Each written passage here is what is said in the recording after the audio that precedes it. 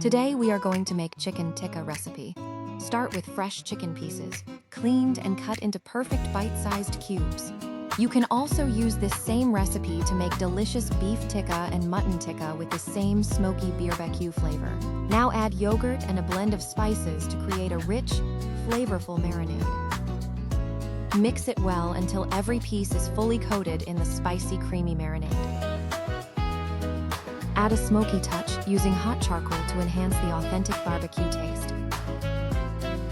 Carefully thread the marinated chicken onto skewers for grilling. Grill over hot flames until smoky, juicy, and perfectly charred. Brush with melted butter for extra shine and rich restaurant-style flavor.